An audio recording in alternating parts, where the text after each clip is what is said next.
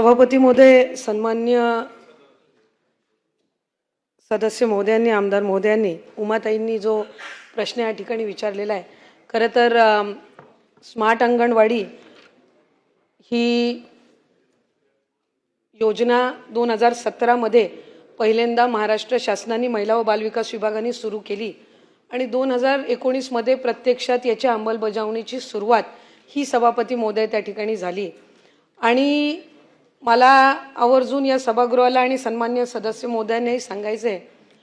की स्मार्ट अंगणवाडी ही योजना ही पहिल्यांदाच महाराष्ट्र शासनाने सुरू केली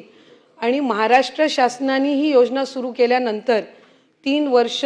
गेल्या 4 वर्षापासून ती चांगल्या पद्धतीने राबवली गेली आणि त्याचे एक उदाहरण, त्याचे एक प्रेझेंटेशन केंद्र सरकारच्या महिला व बालविकास विभागाने त्या ठिकाणी मागवलं आणि महाराष्ट्र शासनाने सुरू केलेल्या योजनेच्या आधारे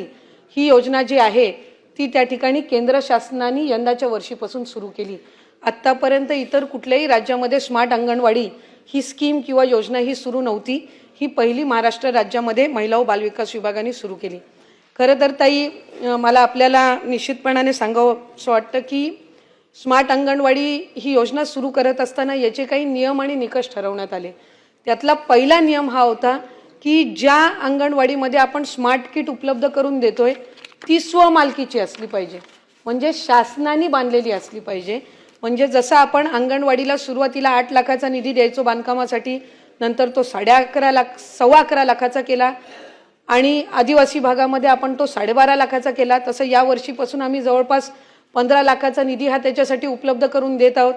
आणि म्हणजे त्याची वाढ आपण रकमेमध्ये बांधकामासाठी करत आहोत। त्यामुळे स्वमालकीची जी इमारत आहे अंगणवाडीची त्याच्यामध्येच आपण ही अंगणवाडीचा स्मार्ट किट उपलब्ध करून देतो, कारण ती स्वमालकीची नसेल, ती जर रेंटवर असेल तर तिथं आपण रंगरंगोटी करू शकत नाही। एक, तिथं ती किती दिवस रेंटवर राहणार आहे त्याची आपल्याला शाश्वती नसते। 2, कारण एकदा एका अंगणवाडीला हा अंगणवाडी किट दिला की पुढचे 3 वर्ष आपण त्यांना तो किट परत देत नसतो। त्यामुळे दरवर्षी 5000चं टार्गेट हे मूळ GR मध्येच ठरवण्यात आलेलं होतं, याची मंत्रिमंडळामध्ये मान्यता घेण्यात आली आणि त्यानुसार आपण दरवर्षी 5000 अंगणवाड्यांना हे स्मार्ट किट आपण उपलब्ध करून देत असतो। 90 कोटीचा निधी साधारणपणे याला जरी उपलब्ध करून देण्यात येत असला तरीही 3 वर्षाच्या साठी याची टेंडर प्रक्रिया केली जात असते, कारण टेंडर प्रक्रियेला साधारणपणे 4-5 महिन्याचा कालावधी लागत असतो आणि याचं जी टेंडर प्रक्रिया आहे ती 3 वर्ष आपण राबवत असतो। त्याच्यामुळे या आत्ता जे चालू जे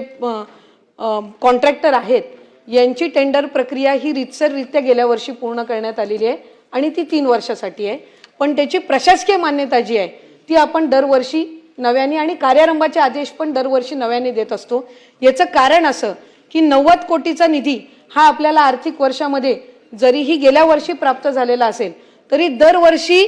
अर्थ विभागाकडून किंवा शासनाकडून तितकाच होईल की नाही, जितका आपल्याला प्राप्त होतो त्यानुसार आपण त्याची प्रशासकीय मान्यता काढतो, पण त्याची टेंडरिंगची प्रक्रिया प्रचलित पद्धत आहे ही। गव्हर्नमेंटचं जे फायनान्शियल रूल्स आहेत